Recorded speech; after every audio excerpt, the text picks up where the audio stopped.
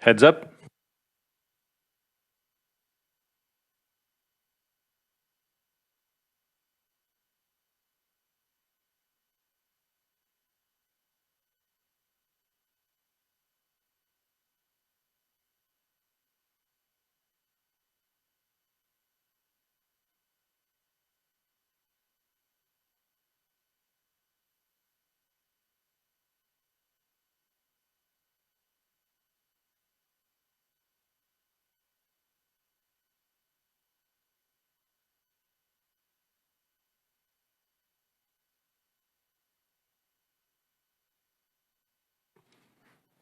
Bonjour and welcome back to the portion of today's media update on the vaccine rollout and logistics. Bonjour et bienvenue à cette partie de la mise à jour de presse sur le déploiement et la logistique sur les vaccins contre la COVID. Today we will hear from Dr. Howard New and Major General Danny Fortin from the Public Health Agency of Canada, followed by Dr. Tom Wong from Indigenous Services Canada. They will be accompanied by Dr. Supriya Sharma and Dr. Marc Berthiaume from Health Canada, as well as Ms. Ariane Reza from Public Service Procurement Canada. Aujourd'hui, nous entendrons parler des allocutions du Dr. Howard New et du Major général Danny Fortin de l'Agence de la santé publique du Canada, ainsi que Dr. Wong de Services aux Autochtones Canada. Ils seront accompagnés par Dr. Supriya Sharma et Marc Berthiaume de Santé Canada, ainsi que de Mme Ariane Reza de Services publics et Approvisionnement Canada. Ensuite, nous prendrons vos questions jusqu'à 15h15. Donc, nous commençons maintenant. Over to you, Dr. New. Thank you very much. Merci. Hello, everyone. Thank you for joining us for this technical briefing on the COVID-19 vaccine rollout in Canada. With me to deliver remarks and answer questions are Major General Danny Fortin, Vice President of Logistics and Operations at the Public Health Agency of Canada, and Dr. Tom Wong, Executive Director and Chief Medical Officer of Public Health at Indigenous Services Canada. To assist in answering your questions, we have with us from Health Canada, Dr. Supriya Sharma, Chief Medical Advisor, and Dr. Marc Berthiaume, Director of Medical Science. And on the line, we have from Public Services and Procurement Canada, Ariane Reza, the Assistant Deputy Minister of Procurement. Today, Health Canada announced the authorization of another vaccine from Moderna. We will share more details about the rollout of the Moderna vaccine today, as well as planning and logistical details. When we were last here on December 16th, news and images of the first Canadians receiving the Pfizer-BioNTech vaccine were just beginning to trickle in. Now, I can report that by the end of today, there will be more than 240,000 doses of the vaccine that will have been distributed across all provinces. We will continue to follow the evidence-based recommendations of the National Advisory Committee on Immunization on the need for early vaccination to priority groups, including frontline healthcare workers, residents and workers in long-term care facilities, as well as Indigenous peoples who are at risk of being disproportionately impacted by COVID-19. In addition to NACI's recommendations, allocation and delivery of both authorized vaccines will be informed by vaccine availability and suitability, the overarching principle of equitable allocation and logistical considerations. Having negotiated agreements with 7 vaccine manufacturers, Pfizer-BioNTech and Moderna among them, we are well positioned to provide access to COVID-19 vaccines to everyone living in Canada by September 2021. Our negotiations have also allowed Canada to secure advanced doses of the Pfizer-BioNTech and Moderna vaccines, enabling tens of thousands of Canadians to be vaccinated this month. The Public Health Agency of Canada is delivering a series of webinars to prepare healthcare providers for the rollout of the first COVID-19 vaccines. We want to ensure they have the answers to their patients' questions about the vaccines. As trusted sources of information, they are well positioned to reinforce that Canadians can trust safety and effectiveness of the vaccines based on the rigorous Health Canada authorization process.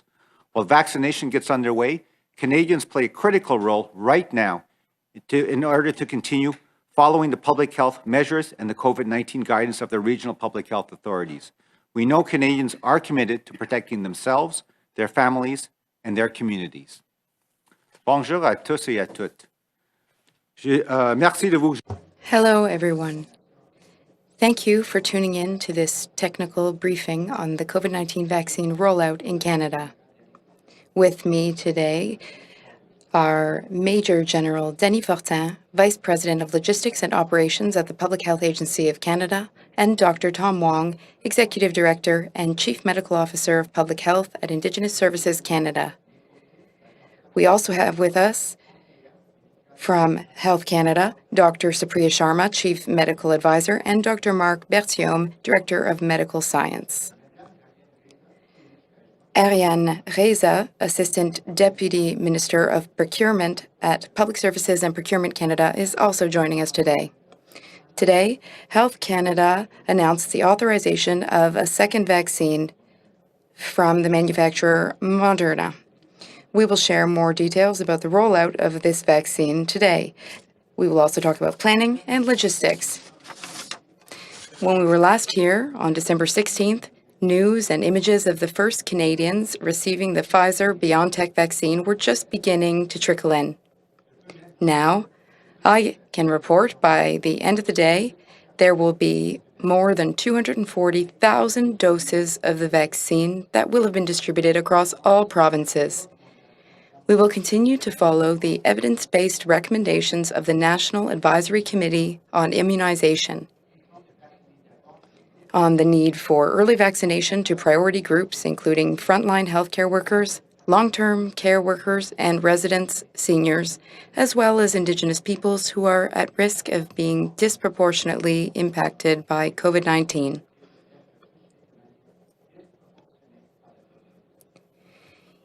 In addition to the National Advisory Committee on Immunization's recommendations, allocation and delivery of both authorized vaccines will be informed by vaccine availability and suitability, as well as on the overarching principle of equitable allocation and logistical considerations.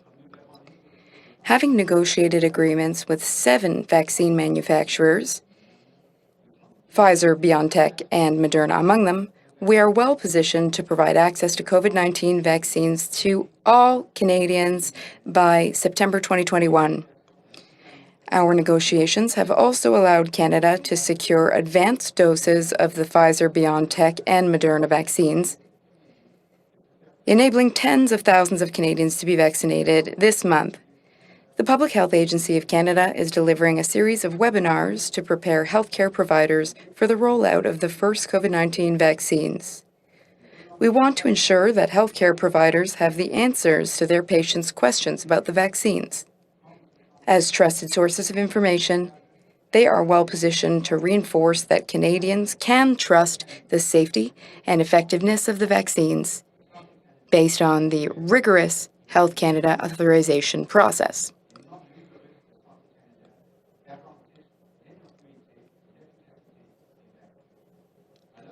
While vaccination gets underway, Canadians play a critical role right now in continuing to follow the public health measures and the COVID-19 guidance of their regional public health authorities.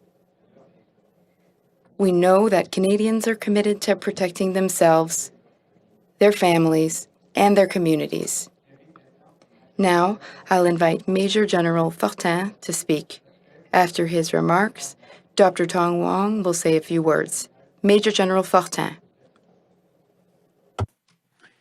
Thank you very much, Dr. New. The authorization of the Moderna vaccine is a big milestone for Canada today. Moderna will be the first COVID-19 vaccine to be delivered to Canada's remote and isolated communities and to Canada's north. Last week, we completed a dry run to confirm the ordering, importation, and the shipping processes for the Moderna vaccine, and to fine-tune temperature monitoring of the shipments in transit. In concert with our logistics service provider, FedEx and Omar, we are ready to deliver up to 168,700 doses of the Moderna vaccine next week. The second round of shipments from our December allocation of Pfizer-BioNTech vaccine is arriving this week. That second round will have an additional 212 doses, with more coming next week to complete the December allocation, as previously mentioned. We expect 125,000 doses in the week of January the 4th, and the number is expected to increase to 200,000 per week for the rest of January. In the coming weeks, we'll see an increase from the original 14 sites to more than 100 vaccine delivery sites across Canada next week, with more coming online in the new year. The Public Health Agency of Canada continues to acquire and deliver equipment such as ultra-low temperature freezers, dry ice handling kits, -20 freezers, Credo cubes, etc., to enhance cold chain capacity across the country. We're building capacity and collaborating with our federal, provincial, territorial, and Indigenous partners to ensure that as many Canadians as possible can be safely immunized against COVID-19 and as quickly as possible. We're also working closely with national security partners and law enforcement. Together, we're paying close attention and monitoring the full spectrum of potential security issues. This is an unprecedented nationwide effort. Every link of the chain matters. Every person matters. I would like to thank the many dedicated and talented professionals from across all agencies and organizations who are doing the utmost to get COVID-19 vaccines to Canadians who need them. L'autorisation du vaccin Moderna. The authorization of the Moderna vaccine is a big milestone for Canadians. Moderna will be the first COVID-19 vaccine to be delivered to Canada's remote and isolated communities and to Canada's north. Last week, we completed a dry run to confirm ordering, importation, and shipping processes for the Moderna vaccine, and to fine-tune the temperature monitoring of the shipments and transits. I can confirm that in concert with our logistics service providers, FedEx, Innomar, we are ready to deliver up to 168,000 initial doses of the Moderna vaccine to the provinces and territories in the upcoming weeks. The second round of shipments for our December allocation of Pfizer-BioNTech vaccine is arriving this week. That second round will have an additional 212,000 doses, with more coming next week to complete the December allocation. Starting the week of January 4th, we expect 125,000 doses per week of the Pfizer vaccine. As of the week following that, we expect 212,000 per week for the rest of January. Over the coming weeks, we will see an increase in the number of vaccine delivery sites across Canada, an increase from the original 14 sites to over 70 sites. More will come online in January and in the new year. The Public Health Agency of Canada continues to acquire and deliver equipment such as ultra-low temperature freezers, dry ice handling kits, and -20 freezers. All of this enhances cold chain capacity across the country. We are continuing to strengthen our capacities and to collaborate with our partners, federal, provincial, territorial, and Indigenous partners, to ensure that as many Canadians as possible can be safely immunized against COVID-19 as soon as possible. We are also working closely with our national security partners and with law enforcement. Together, we are paying close attention and monitoring the full spectrum of potential security issues related to vaccine distribution. This is an unprecedented nationwide effort. Each and every link in the chain matters. Every person matters. I would like to thank the many dedicated and talented professionals from across all agencies and organizations who are doing their utmost to get COVID-19 vaccines to Canadians who need them as soon as possible. Thank you. And now we will hear from my colleague, Dr. Wong. To acknowledge that we are on the unceded territory of the Algonquin people. As of December the 22nd, 7,615 First Nation on reserve active COVID cases have been reported. This compares to over 520,000 active cases reported in the general Canadian population. Sadly, there have been 69 on-reserve fatalities, comparing to over 14,000 reported deaths in the overall Canadian population. Although efforts continue across communities, regions, and jurisdictions to limit the transmission, I remain concerned with the ongoing spread of COVID-19 in communities. We must redouble our efforts to protect Indigenous communities, First Nations, Inuit, and Métis, particularly elders from COVID-19. First Nations, Inuit, and Métis have worked diligently to control the spread of the virus in their communities. We acknowledge their strength and resilience and the hard work they continue to put into leading their communities to safety.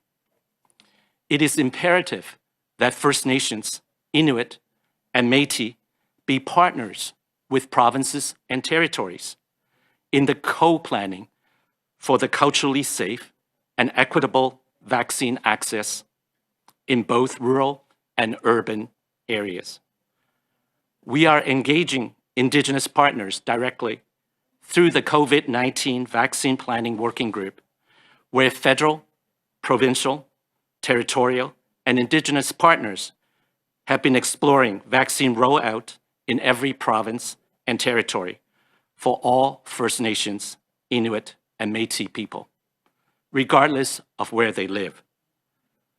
We are taking deliberate steps to ensure the safe, efficient, and equitable distribution of the COVID-19 vaccines across Canada, especially into the territories, Indigenous, isolated, and remote communities, and impoverished urban Indigenous settings.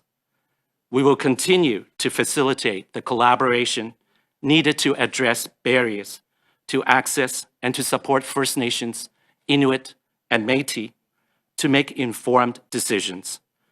We are in this together. Nakumik, miigwech, marci, merci, and thank you. Je tiens à souligner que nous nous trouvons sur le territoire. I would like to acknowledge that we are meeting on the traditional unceded territory of the Algonquin people. As of December 22nd, 7,615 active COVID-19 cases have been reported on First Nations reserves. This compares to over 520,000 active COVID-19 cases reported in the general Canadian population. Sadly, there have been 69 on-reserve fatalities, comparing to over 14,000 reported deaths in the overall Canadian population.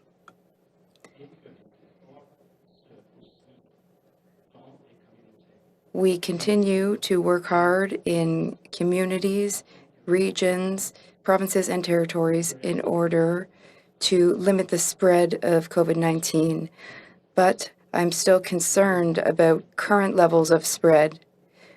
We must redouble our efforts to protect Indigenous communities, especially elders.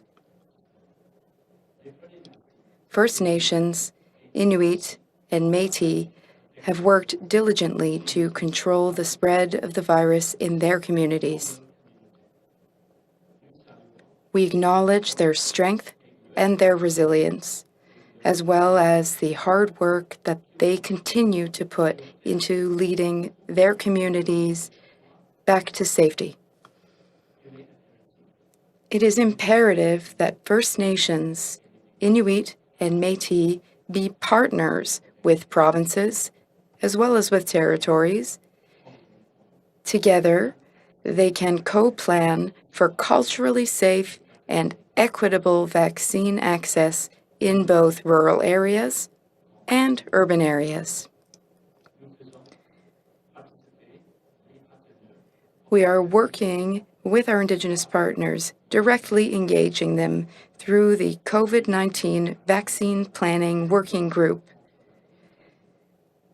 In that group, federal, provincial, territorial, and Indigenous partners can explore vaccine rollout in every province and every territory for all First Nations, for all Inuit, and for all Métis peoples, regardless of where they live.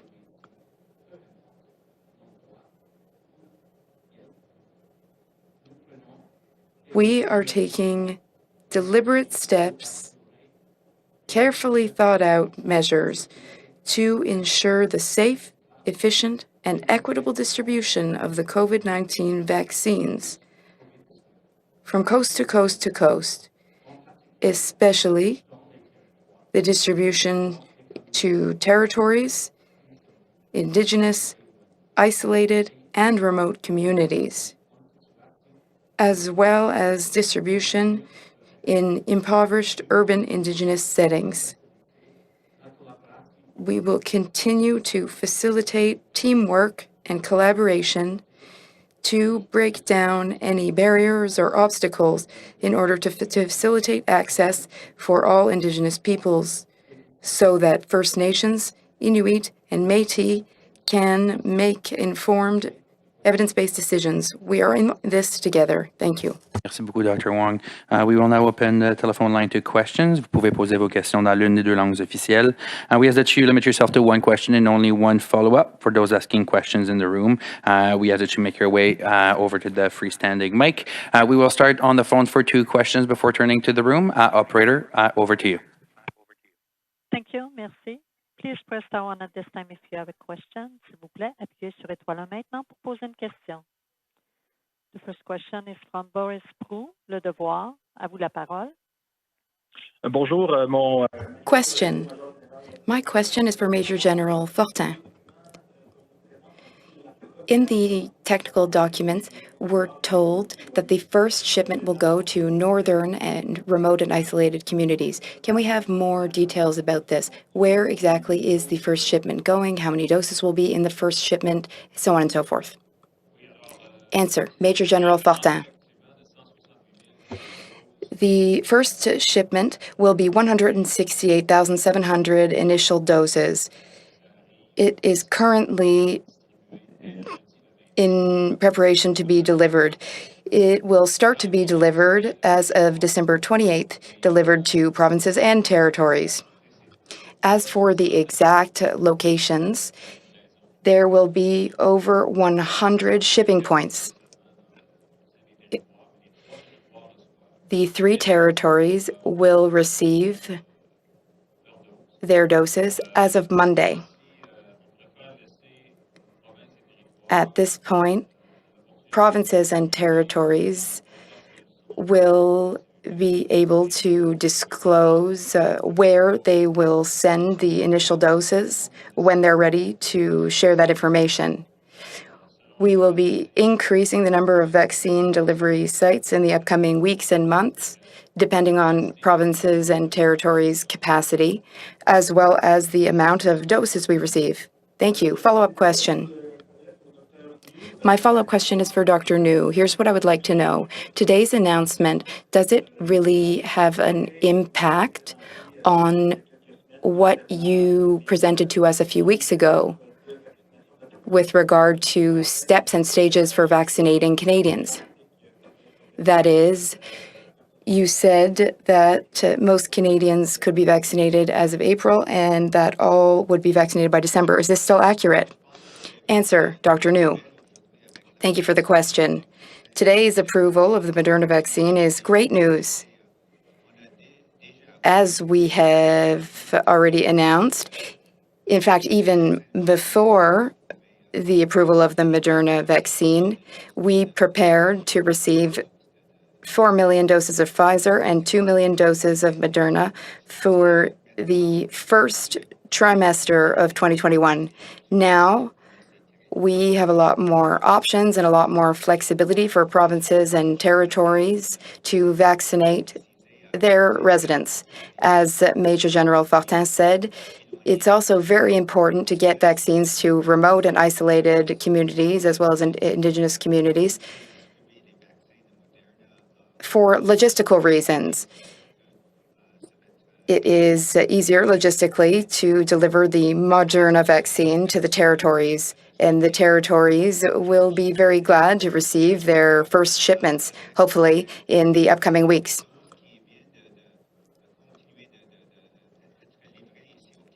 After the initial shipments, we will continue to receive doses in Canada. We will start by vaccinating priority groups. Then, later on in the year, we will be able to vaccinate many more Canadians much more broadly. As of April, we will really be on the way to vaccinating all Canadians, which we expect will be done by September 2021. Next question. Wash, the Globe and Mail. Please go ahead. Your line is open. Hi there. Thank you so much for taking our questions this afternoon. I'm wondering if Major General Fortin can give us a bit more insight into the reliability of the vaccine delivery that you just ruled out. Is there any reason to believe that the promised doses from Moderna or Pfizer won't show up on time?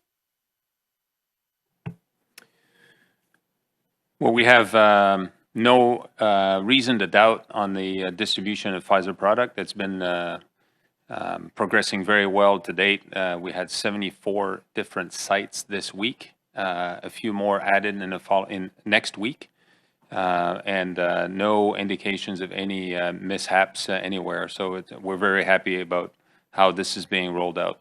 In terms of Moderna, as I said earlier, we executed the dry run that was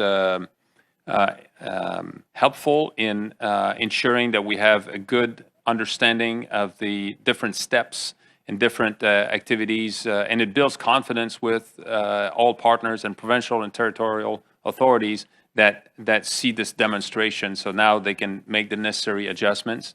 They've turned on their different sites and they're ready to receive, starting next week, the Moderna product.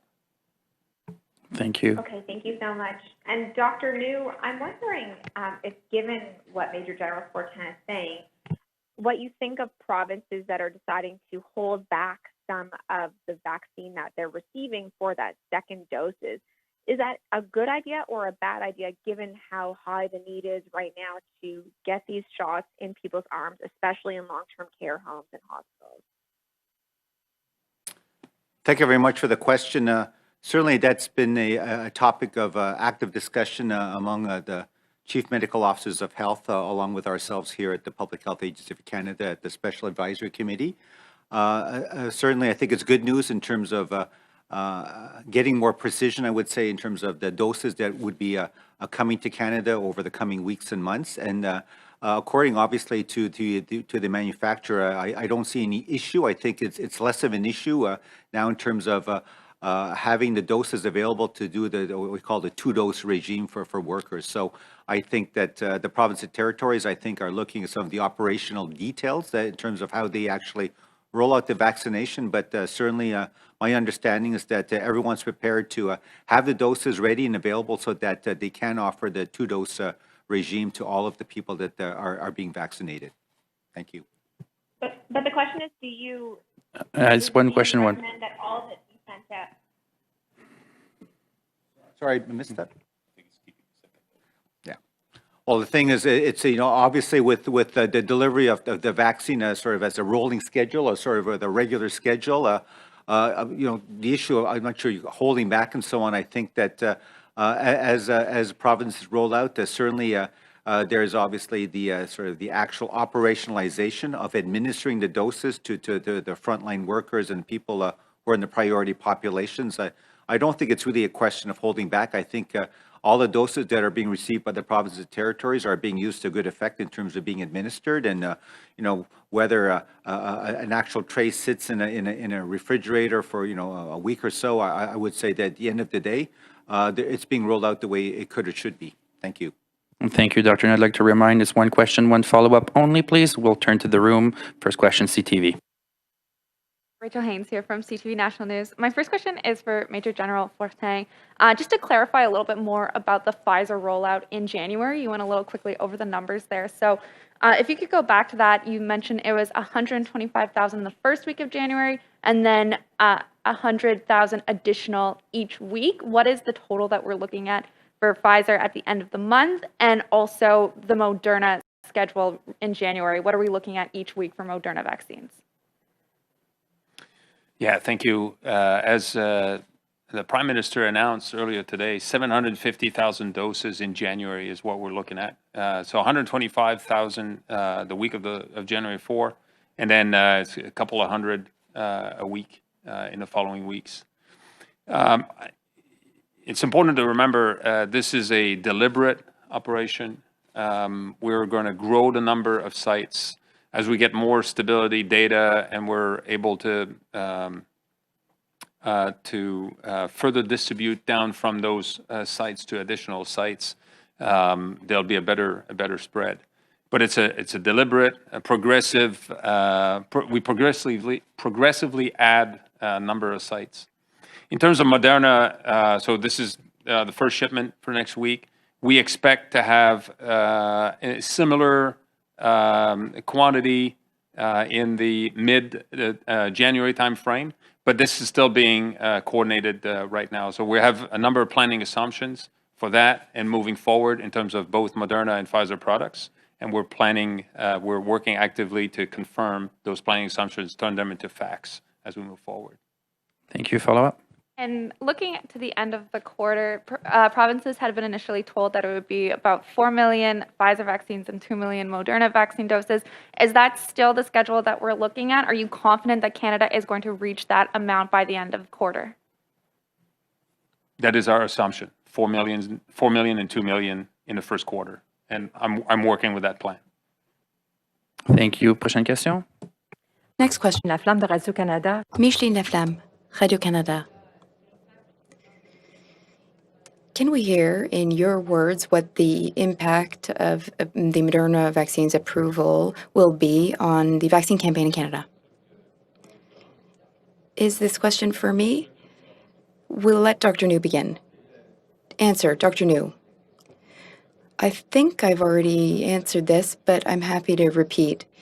The approval of the Moderna vaccine is very good news. Now we have 2 approved vaccines in Canada. This increases our options, and we have a lot more flexibility. The advantage of the Moderna vaccine is mainly logistical, so it is easier to send it to the territories, to the north, to remote regions. In our planning, when we worked with the territories, they asked to receive only the Moderna vaccine for these reasons. Now that the Moderna vaccine has been approved, that's great. We will continue to work with the territories in order to deliver Moderna doses to them. Now we are able to vaccinate more Canadians. We have more doses. The Prime Minister made announcements today about doses. Of course, as time goes on, we will have more and more vaccines to administer to Canadians. By the 3rd trimester, we will be able to vaccinate Canadians very broadly. We should be able to offer vaccines to all Canadians by September 2021. Answer, Major General Fortin. I'd like to add that this is really, really great news. Now it's time for us to focus on tightening up our delivery and shipment plans. It's winter. Our population is spread over very vast areas. Canada is a vast country, but really this is great news, especially for the territories and for those living in remote regions. Currently, we are squarely focused on shipping vaccines and delivering them as effectively and quickly as possible. That's everyone's priority. We're working closely with our logistics service providers. We are very enthused by today's approval news. Follow-up question. Can you tell us about negotiations with provinces for vaccine rollout in remote regions? Now, I'm not referring to territories, I'm referring to provinces and remote communities and Indigenous communities in provinces. How will this be done? Will the Canadian Armed Forces perhaps be participating in this? Answer, Major General Fortin. I will answer first, and then my colleague can answer next. We are working and coordinating and collaborating each and every single day, especially at the National Vaccine Operations Center. We are working with our Indigenous partners as well and with provinces and territories. Provinces are currently studying how they will deploy and roll out vaccines in remote regions. Experts and specialists in human resources are looking into this. Distribution will begin in the upcoming weeks. Now, of course, at the beginning, we will start with 168,000 initial doses of the Moderna vaccine. So that's not a huge number. We are working on speeding up our efforts in order to ensure excellent and effective delivery in northern and remote communities. Answer, Dr. Wong. Thank you for your question. It is absolutely essential that First Nations, Métis, and Inuit partner with provinces and territories. They must all work together hand in hand in order to jointly plan their vaccination approach, especially when it comes to vaccinating northern populations. Teamwork is essential. Answer, Dr. New. I'd like to comment on what Dr. Wong has said. We are currently having trilateral meetings, the federal government, provinces and territories, and Indigenous leaders.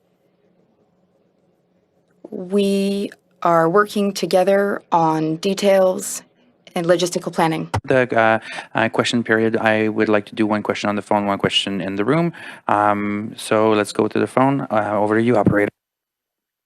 Thank you. Merci. The next question is from Ryan Tumulty from National Post. Please go ahead. Yeah, hi there. I'm wondering, in your discussions with the provinces, if you have a sense of how much vaccine they can absorb as it becomes available, and are you keeping a track on that in terms of delivery so that we don't have any vaccine sitting and waiting?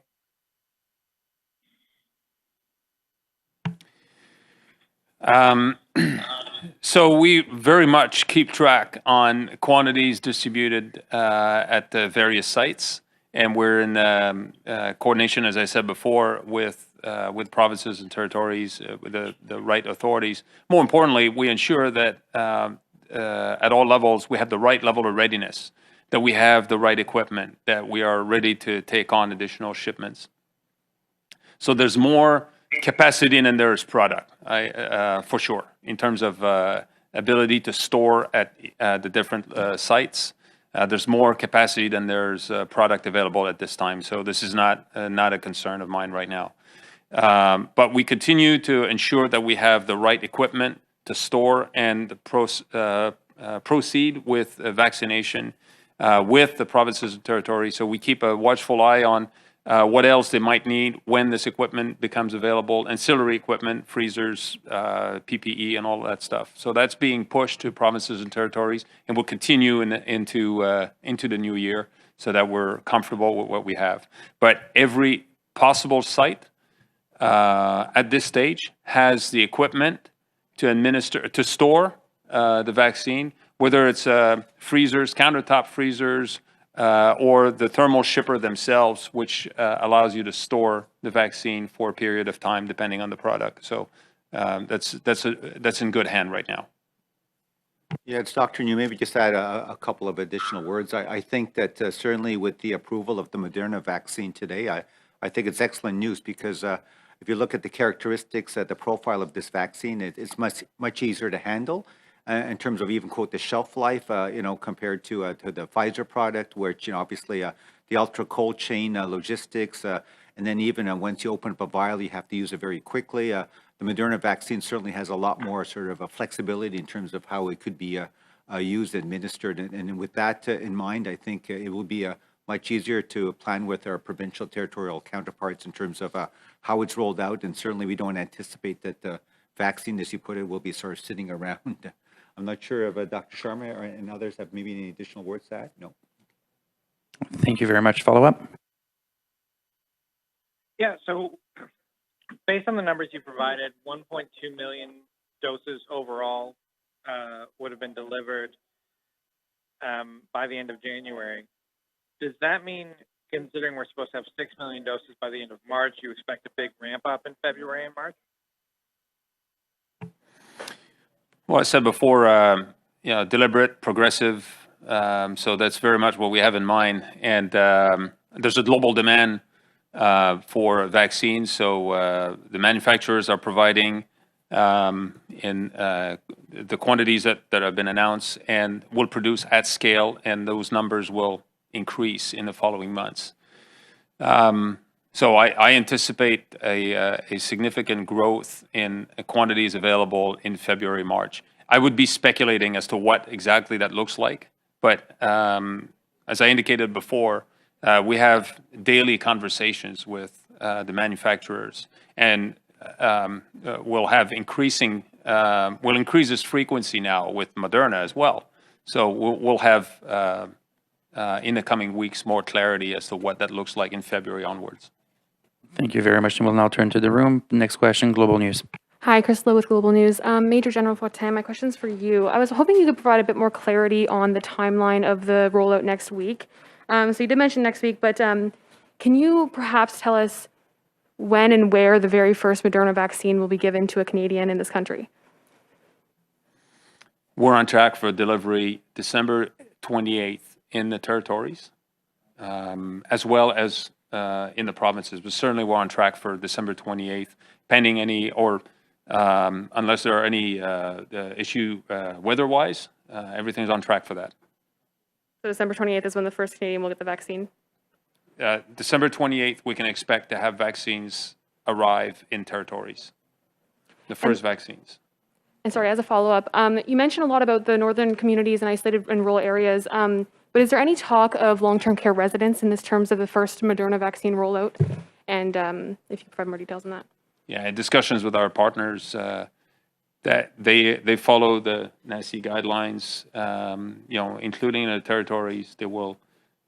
They intend to administer those populations that are identified as priority groups.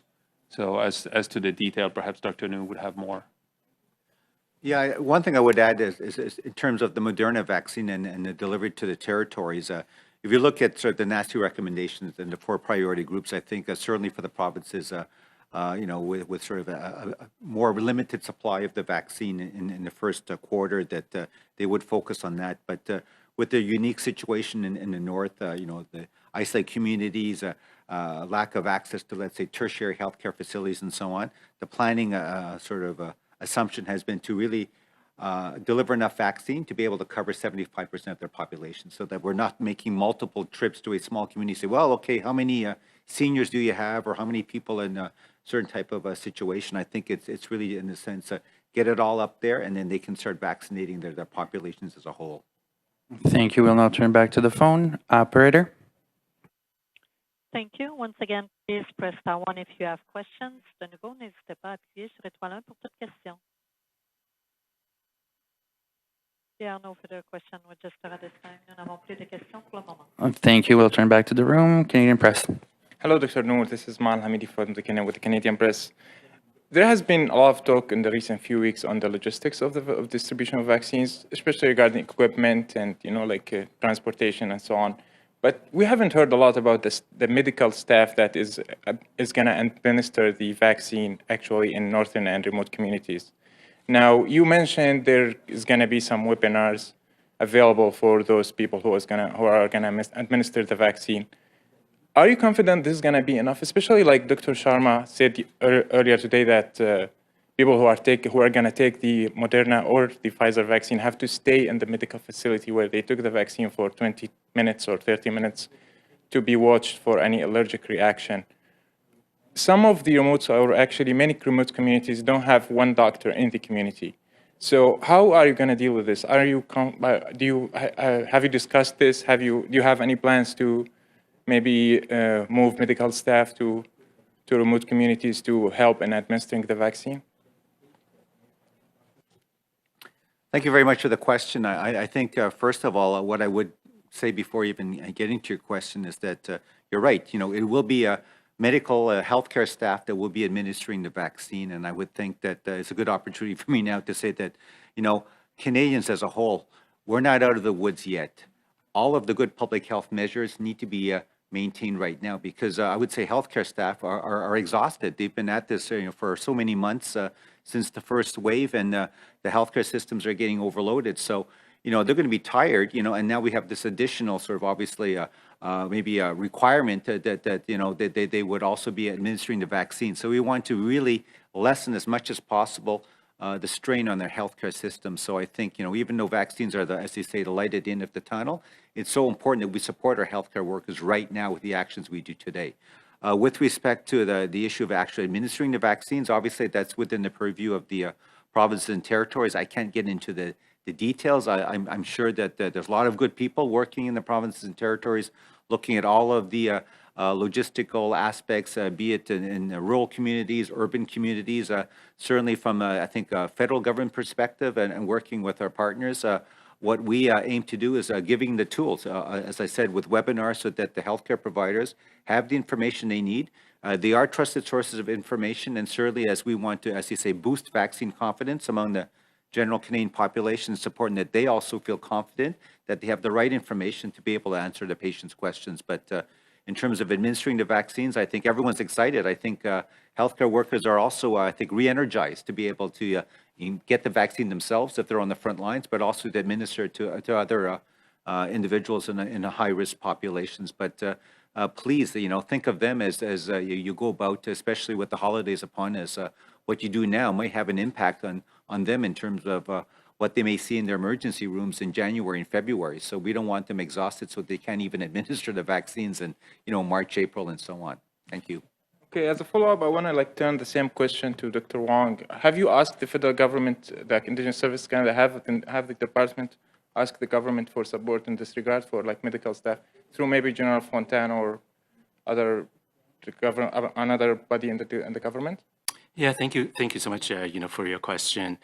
Indeed, one of the things that we have been working with all of our partners, First Nation, Métis, and Inuit partners, as well as provinces and territories, in the working group, is to jointly work together about the human resource plan, whether it's medical staff, nursing staff, dental professionals, and trainees, nurses in nursing school or medical school, etc.